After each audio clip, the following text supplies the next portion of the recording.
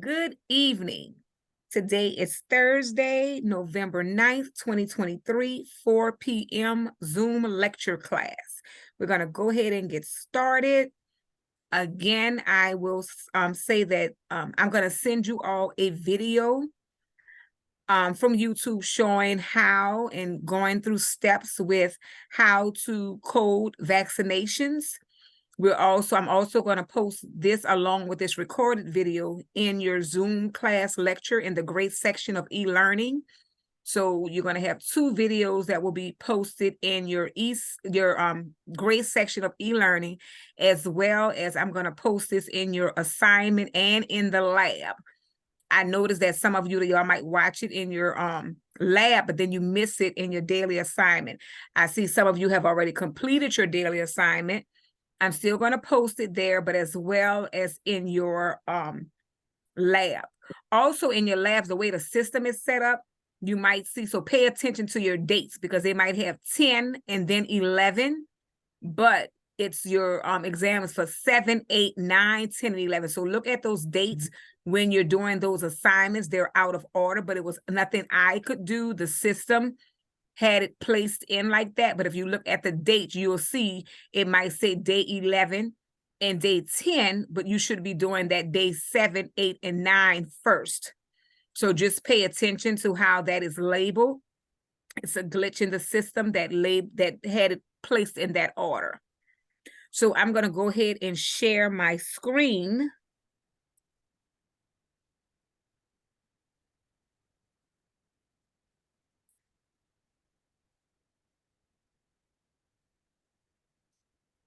Chapter 26, the medicine section. Remember, chapter 25 exam is open and it will be open through Sunday. Your chapter 25 exam is open and it will be open through Sunday. So make sure you all continue to read over your PowerPoint slides and the chapter.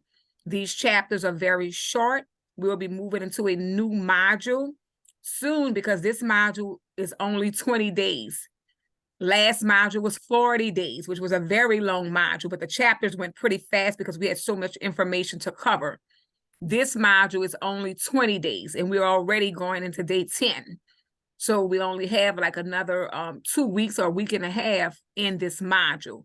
So please make sure to take that exam. It is due Sunday by 11:55 p.m. Make sure that you review those PowerPoint slides, the things that we did go over. You can go back and review that Zoom class. I gave quite a bit of information in reference to what's on the exam. I've had several people who've taken the exam and made A's on them.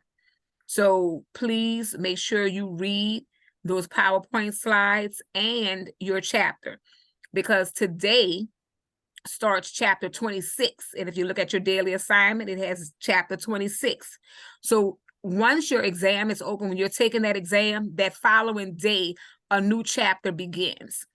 So even though you have until Sunday to complete your exam, remember that once you take that exam when it's open, which is the original day, but we give you until that Sunday to take that exam, remember that the next day, the next chapter begins. So I don't want people to get confused and understand, well, we still taking the exam, yes.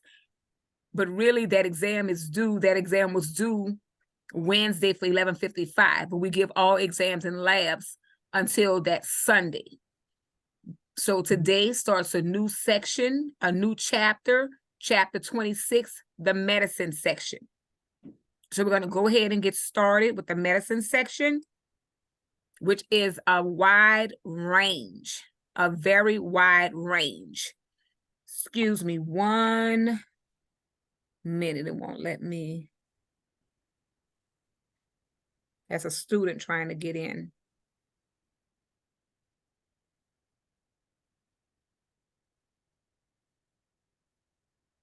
One minute. She's trying to get in. She said she doesn't have the link. So let's see.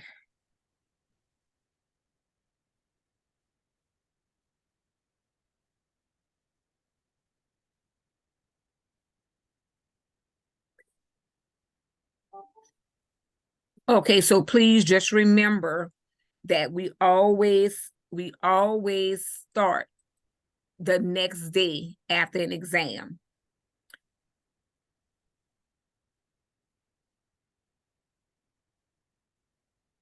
So you see the medicine section, do you see how much information is covered? The chapter Goodness, topics. that is a And lot. yes, because it covers so much in the medicine section. It is a lot to cover. So the learning objectives. So you know we're not going to go through all of these learning objectives, just the main and most important information that will be covered on your national certification exam. Because look, this is 20 objectives. So make sure that you're going through those PowerPoint slides and you're reading through the chapter. Most important objectives, like we said on here, analyze the format. You know, in every chapter we cover, it's always the format. Analyze the format of the medicine section, report psychiatric services, identify biofeedback services, list components of dialysis reporting, demonstrate ability to report gastrointestinal services, understand ophthalmology, and I got to put on my glasses. I don't know why, and I got when I'm reading the small information. Audio-hemological reporting, report cardiovascular services, identify services reported with pulmonary codes. So majority of these will be skipping around as far as objectives to cover the most important parts for you that'll have you familiar when it comes to that certification exam. We always know when it's about the format. So look at this code range. The medicine section, 90281 through 99607. That's a lot. Huge, yes. 90281 through 99607. That is a very huge section. If you look in your CPT manual, see how large that section is. It reports diagnostic and therapeutic services that are generally non-invasive. And you see what it says about non-invasive? Non-invasive means not entering a body cavity. So basically that medicine section, which is 90281 through 99607, it's going to report diagnostic and therapeutic services that are generally non-invasive, which means not entering a body cavity, but there are also invasive, which means entering a body cavity, procedures in the section, such as cardiac catheterization. The section begins with subsection information and guidelines applicable to all of the medicine section codes as add-on codes, separate procedures, unlisted service procedures, special report, and supplied materials. The various subsections of medicine contain many specific notes to be applied with a certain group of codes. So be certain to read all notes that pertain to the group of codes with which you are working. In the break room. If you're staying for report card purposes, please sign the second quarter conference sheets located in the break room. Thank you. Sorry about that. So it tells you some are non-invasive, some are invasive.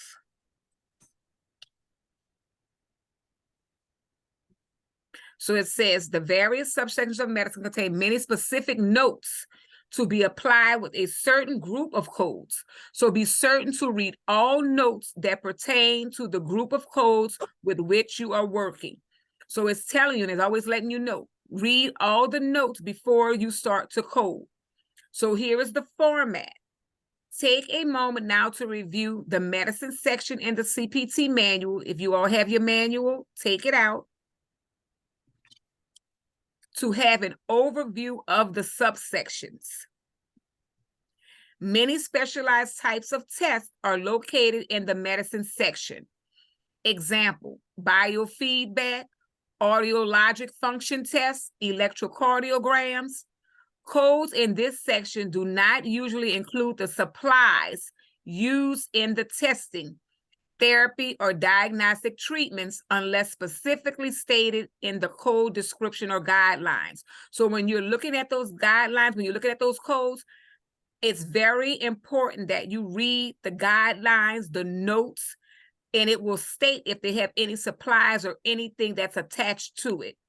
You report supplies, including drugs, separately unless otherwise instructed in the code information. In our last chapter, pathology and laboratory, when it says, like doing that review. So you have your professional, technical, and global. So all of this, like I said, everything repeats itself. It is just a representation and repetitive as to when you have to use these codes. CPT code 99070 is the supplies and materials code used to identify the supplying of drugs, trays, supplies, or materials needed to provide the service or the specific HCPCS supply code, which is usually what the payer will require. So look at that code. It's telling you right there, that code. CPT code 99070. That's the code that's used for the materials code used to identify the supplying of drugs, trays, supplies, or materials needed to provide the service of the specific HCPCS supply code, which is usually what the payer will require. So that payer is going to ask, and you're going to have to use that code to make sure you're being billed and paid for those supplies. For example, they're telling you in figure 26.1, let me scroll down, 26.1 for both eyes, 92310. When the lenses and the prescription services are provided, both the lenses and the prescription service are reported. The supply of contact lenses may be reported as part of the service of the fitting or reported separately using the appropriate HCPCS level 2 supply code. So if you're working in an ophthalmology clinic, they're going to have those codes that's specific to that area that they'll be billing for, that you'll need to code all the time. So remember, those specific clinics, those specifics, when like I said, you have to get a referral, because if you go to the diabetic clinic for glaucoma and all of that stuff like that, they're still going to do a referral. They're going to give a referral. You go to a hypertension clinic and you having something going on, you need contact lenses, they're going to give you a referral to an ophthalmologist. The ophthalmologist is going to have certain codes that they use daily for different procedures already built into their system. So they're saying that supply code for contact lenses would be V2500, V2599, which is in your HCPCS manual. Reporting the supply of the lens depends on the third-party payer guidelines. So that depends on if it's Medicare, how they want to bill, and how they want to charge for that service.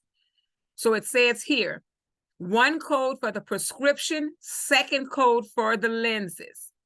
92310, prescription of optical and physical characteristics of and fitting of contact lens with medical supervision of adaptation. Corneal lenses, both eyes, except for aphakia. So that's important to realize. So make sure you read over how you code if it's a regular prescription or if they need contact lenses, but it depends on that third-party payer. It shows you here with figure 26.1. Some codes are for the supply only. So sometimes you might just have to code for the actual supplies. Figure 26.2, showing contact lenses. So here we're going to go into what you're going to be coding as well when it comes to immunizations. Introduction to immunizations. There are two types of immunizations, active and passive. there are two types of immunization. Remember that, active and passive. Active immunization is a type given when it is anticipated that the person will be in contact with the disease. Active immunization agents can be toxoids or vaccines. Toxoids are bacteria that have been made non-toxic and when injected, produce an immune response that builds protection against a disease. That's very important to understand. What is the active immunization? Vaccines are viruses that are given in small doses and can cause an immune response. Passive immunization does not cause an immune response. Rather, the injected material contains a high level of antibodies against a disease. Example, rabies, hepatitis B, tetanus, called immune globulins.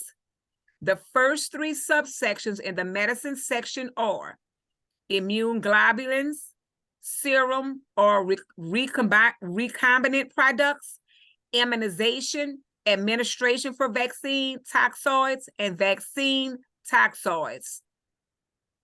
Those are the first three subsections. If you have your book, please look in the medicine section and you will see the first three subsections. Immune globulins. The immune globulins is 90281 through 90399, are passive immunization agents obtained from pooled human plasma that is immune to a particular disease. The codes in this subsection identify only the immune globulin product and must be reported with the appropriate administration code. And here are the administration codes that would be documented with. So here we go. Like I said, so this is quick check 26-1. So this is just to see if you understood what you have read. So immune globulins are blank injections, active, passive, both A and B, or neither A nor B. So we just went over that. So what is the answer when we go to immune globulins? B. It's passive. Yes, B, passive. Great job, Ebony. So, and Jared, so remember, just like I explained, when you read, when the questions come up, so sometimes what you can do, which helps, read the question, look at the answer, and when you're reviewing what's in the information. So the questions are always going to be after you have read that information. And they're showing you here immune globulins, the code range. And it says right here, are passive immunization agents obtained from pooled immune human plasma. So that answer was right here for the question. It's actually right here again. Immune globulins are blank injections, which is right here. The immune globulins are passive immunization agents. So whenever they have questions, those answers are going to be prior to the questions. Codes in the immune globulin subsection are categorized according to the type of immune globulin, rabies, hepatitis B, etc. So it tells you they're categorized according to type of immune globulin, method of injection, if it's intramuscular, intravenously, type of dose, full dose, mini dose, etc. Codes in the immune globulins subsection are categorized according to the type of immune, method of injection, type of dose. Immunizations administration for vaccine toxoids. The immunization administration subsection codes, here are the code range. Remember, if it's 90460 and you're in 90440, you're not in immunizations administration for vaccine toxoids.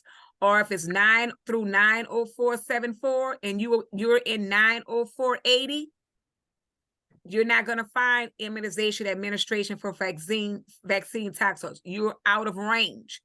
So always pay attention when you're looking in your manual, look at those code ranges before you start coding to make sure that you're in that right code range. So the immunization administration subsection code range are reported in conjunction with the vaccines, toxoids, subsection codes, telling you the subsection codes. Immunization reporting requires 2 codes. Very important.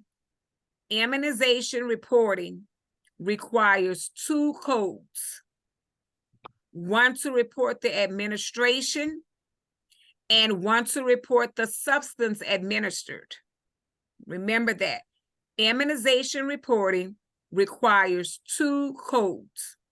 One to report the administration and one to report the substance administered. A variety of administration methods are utilized to deliver the vaccine toxoid: percutaneous, intradermal, subcutaneous, intramuscular, intranasal, or oral. The administration codes are divided based on the method of administration, and in some codes, the patient age when administered, with physician counseling. Report each dose administered, single or combination, with the appropriate administration code. So, immunization requires how many codes? 2 codes. And what are the 2? Administrative and substance administrative. Right. So remember that it requires 2 codes, one to report the administration and one to report the substance that's being administered. The code range here, 9460 to 9461, report immunization administration for patients through age 18. So see, they have age ranges. So you need to know which code goes with which age range. Codes 904060, 904061 report immunization administration for patients through age 18 and for which counseling has been provided to the patient's family regarding the vaccine toxoid. Report 9460 for each vaccine administered. For vaccines with multiple components, combined vaccines, report 9460 in conjunction with 9461 for each additional component in the vaccine. Codes 9471 through 9474 report immunizations at which the physician did not provide counseling for patients at any age, including patients through age 18. So here are some examples. For example, you can report multiple administrations by reporting 9471 for the first administration and then reporting 9472 for each administration after the first. So let's look at these examples. Example without counseling. 9471, administration service for tetanus. 9749, tetanus toxoid substance injected IM. What does IM stands for? Intramuscular. Intramuscular. We just went over that. The intramuscular. 90472, administration services for rubella. 90749, rubella virus, substance injected. What's SC? Subcutaneous. Subcutaneous. Like I said, the doctor in that medical chart, he's not going to put subcutaneous. It's going to be SC. So you have to become familiar with the medical terminology and these abbreviations and acronyms. 9472, administration service for varicella, may require modifier 59 based on pair guidelines. 9716, varicella virus vaccine, split virus, substance injected, SC, subcutaneous. So this is a different variable right here. Or you can report the first administration with 9471, as you would usually do, and then report 9472 times the number of injections after the first one. And here's some examples. 9471, administration, service for tetanus. 9472 times 2, administration, service, rubella, and diphtheria. Next example. If several vaccines were administered, report the service as 9471, administration, service for tetanus and diphtheria. 9714, tetanus and diphtheria, toxoid substance injected intramuscular. 9472, administration service for rubella. 9749, rubella virus substance injected subcutaneous. So it's different ways you can report, as long as you're reporting and covering how many times and what it was. Look at the rule. Remember, always read your rules.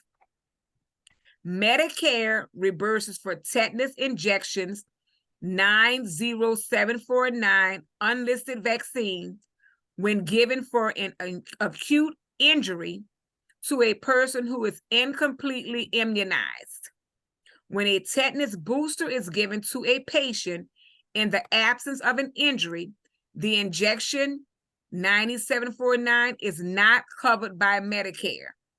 So you know how sometimes somebody said they stepped on a rusty nail or something happened and everything? Medicare reimburses for tetanus injection when given for an acute injury to a person who is incompletely immunized. So if they haven't had all of their immunizations, Medicare is going to pay for it. When a tetanus booster is given to a patient in the absence of an injury, so if they didn't get hurt, it wasn't due to a rusty nail or anything, the injection is not covered by Medicare. So when that information is in that patient's chart and they haven't been completely immunized and it was due to injury, Medicare will pay. If it's a booster, Medicare and they already were covered and just getting a booster, Medicare will not pay for it. So we're going to go now to the PowerPoints. This is just to verify and help you out a little better if you're not understanding the verbiage in the textbook. Medicine section. Diagnostic, so in the medicine section, it's diagnostic and therapeutic procedures. Most procedures are non-invasive, meaning not entering the body. It does contain invasive procedures, example 92973, percutaneous transluminal coronary thrombectomy. Numerous notes throughout. So in the medicine section, you're going to have several notes that you must read and able to code accurately. Remember to read under the PowerPoint slides. The medicine section includes codes 9281 through 99607 and is used for coding diagnostic and therapeutic services that are generally non-invasive. And then we already went through that second part. The various subsections may contain specific notes to be used with certain groups of codes. These notes are important for coders to read so they can code service appropriately. Subsections, wide variety of services, many specialized tests. Examples, audiology, biofeed. The codes in the medicine section usually do not include the supplies used in testing, therapy, or diagnostic treatment unless specifically stated in the code description.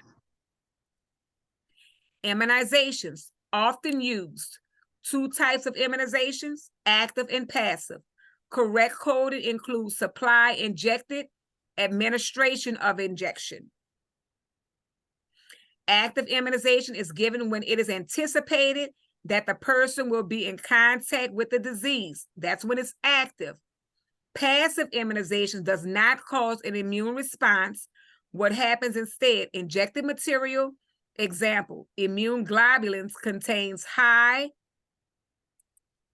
levels of antibodies against a disease. Active bacteria or viruses. Bacteria that causes disease made non-toxic, toxoid, injected to build immunity. So an active bacteria or virus, this is what happened. Small dose, active virus injected vaccine, injected to build immunity. Example, poliovirus.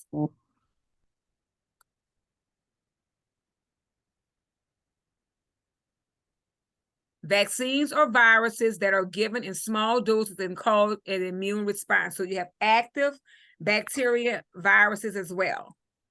Passive immunization does not cause immune response.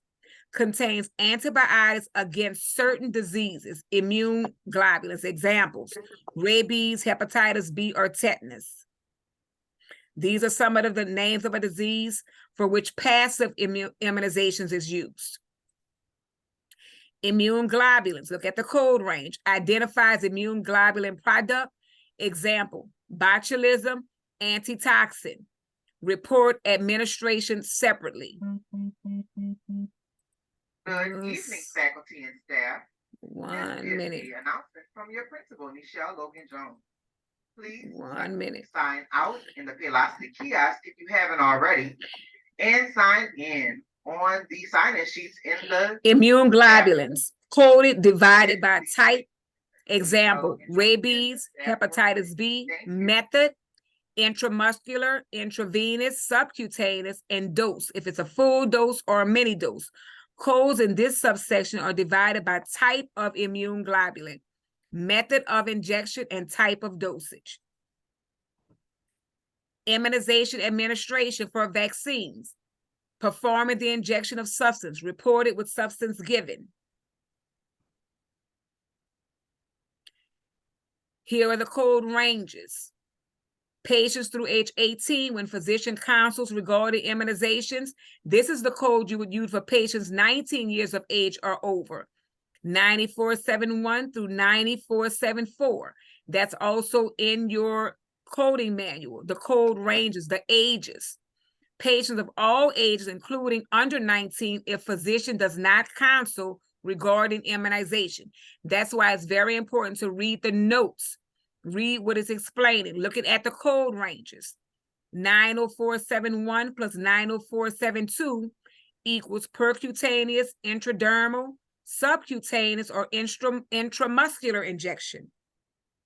9473 plus 9474 equals oral or intranasal. Methods of administration. So remember, percutaneous is intradermal, subcutaneous, and intramuscular. Intranasal and oral. Administration codes are divided according to method of administration and some by age of patient. Read descriptions carefully. So we went through this in the chapter. We're going to stop here. I'm going to send you all a video of how, in the some examples of how to code immunizations. You know, that's going to help you as well, looking at those videos. But remember to read your PowerPoint slides. And just this last little part, it says each administered dose must be reported.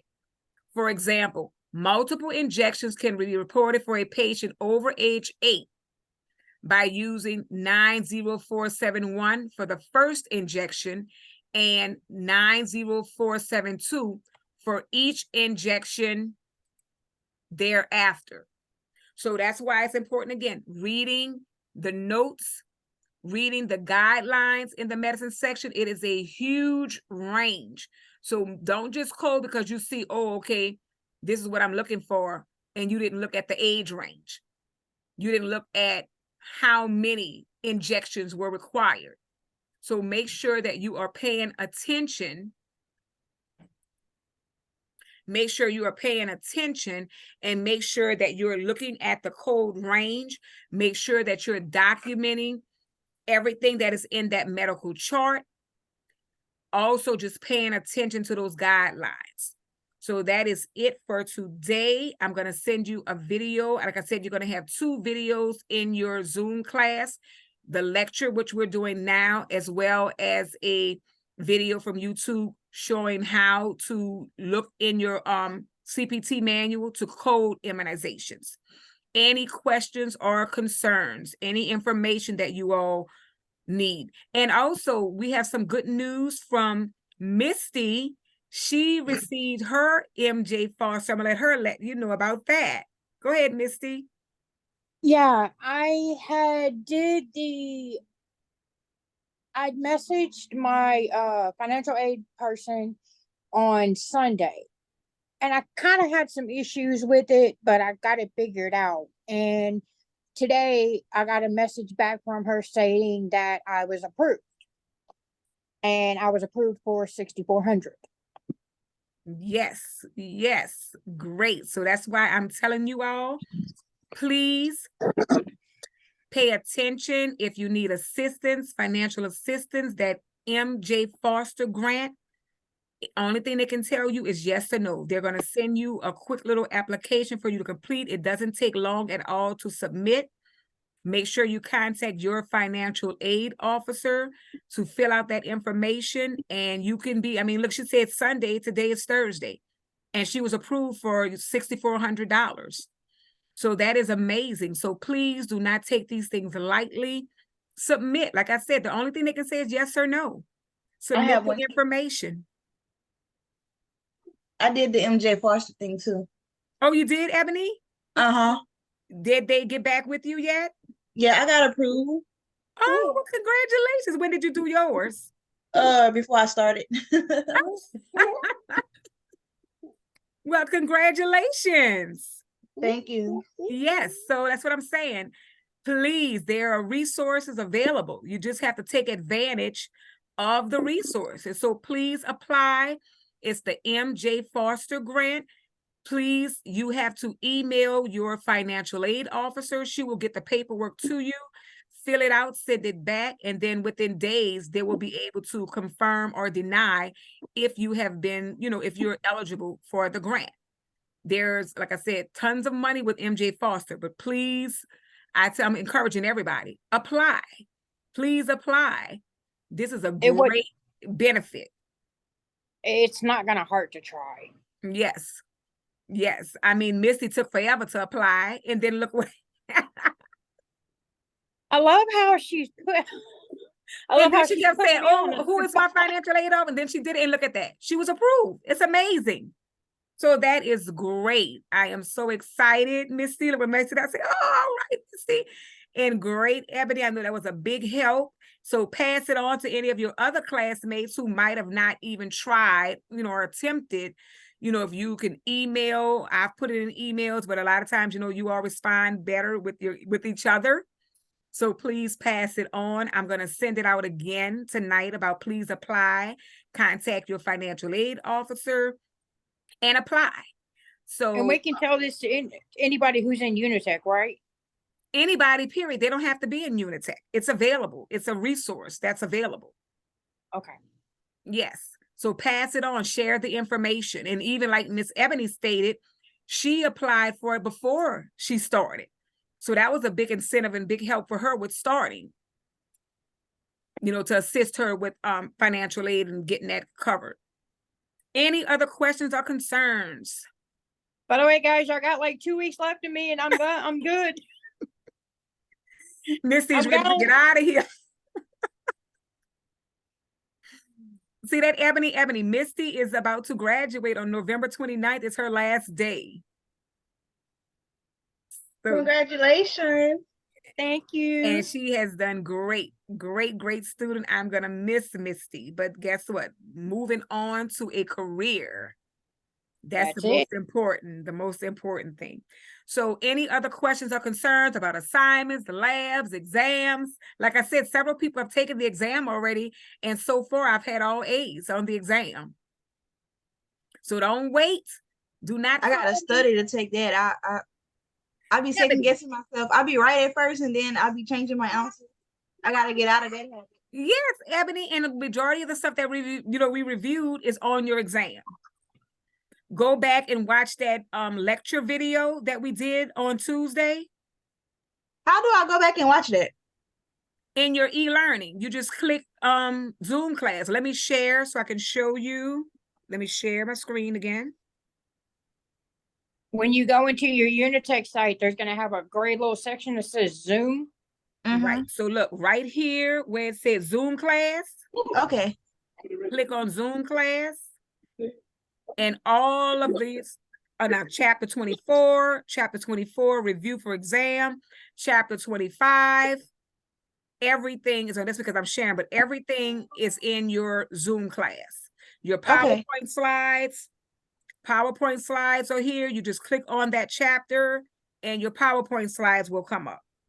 I still need to get in touch with them about that because apparently it's still Misty, not you letting about to me- graduate and you still ain't getting in touch with them about Whoops. Misty, what are you? Look, I have a lot going on right now. But you still can't get your emails from me. Look, she go. So Ebony, did you see it on there? Yes, ma'am.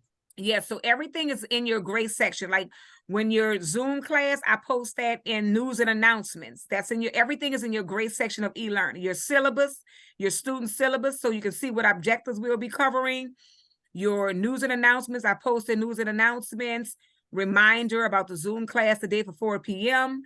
I also sent an email about our Zoom class, but remember, every Thursday for 4 p.m. is Zoom class. Only time we won't have a Zoom class, we won't have Zoom class for Thanksgiving. You know, you're off. So just remember, you're off that Thursday and Friday. I'll be sending that out. So just remember that, you know, every Tuesday for 6 p.m., every Thursday for 4 p.m.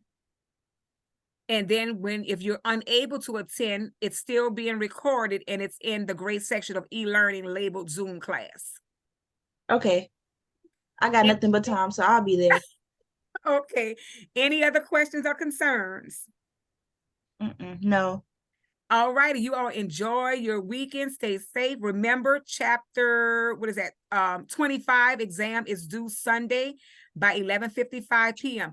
Ebony, and then you know you're able to use your book. It's online. It's open book. So you're able to use all the resources you have to answer the questions. Right. How many points we got for this one? You know, I'm on my points. I need them. I just told you I had to cash in Listen early to this week. Jared.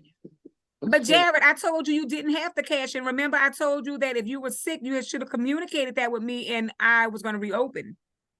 Well, you was really adamant about not opening up that first assignment, so I just took my loss. Well, the only one I need for her to open up for me again is Lab 1. That's the one he's talking about. No. It's not Lab 1, it's the day one. It was the day one because Lab 1, you had until Sunday to complete. Yeah, till Sunday. Yeah. That day one was at 11:55 p.m. Yeah, she sent out that email Saturday and said she wasn't opening at all. Don't even ask. Yes. Because y'all, guess what? You have to realize when you get on a job, they're not going to be taking and going through all those excuses and everything. I understand. But Jared, I did tell you because you said that you were not feeling well and sick. I told you that I was going to reopen that assignment for you. Yeah. I appreciate it. I'll let you know when to open it. Yeah, that assignment is due. I'm going to reopen it now, though, Jared, because remember I told you I'm not reopening all those assignments at the end of the month. Yeah, because and then it's a short module. That's fine. You can open it today, and I'll do it, and I'll do it tonight with the other. Right. Okay, and then also remember Sunday 11:55 p.m. If you need any assignments open this week, you need to let me know. Email me. Sunday, letting me know you need assignments reopened. Going into next week, I'm not going back 2 and 3 weeks reopening assignments. So let me know by Sunday if you need anything reopened. You need me to send your email? No, we on here.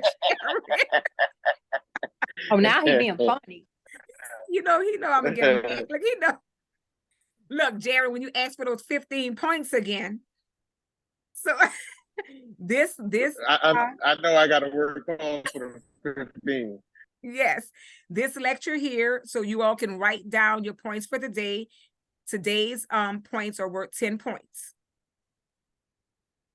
10 points for this lecture. So Ebony, always write down your points. So if you need them applied to a lab or exam or a daily assignment and you want to cash them in, just let me know, call, text, or email me, and I can apply it to any lowest grade, or if you build them up and want to use it as an assignment, you can do that as well. Okay. So all I'm sorry, I right. have to mute myself. My kids be loud. Okay, that's okay. So you all have a great and wonderful and safe weekend, and I will see you all on Tuesday for 6 p.m. Bye-bye. Bye.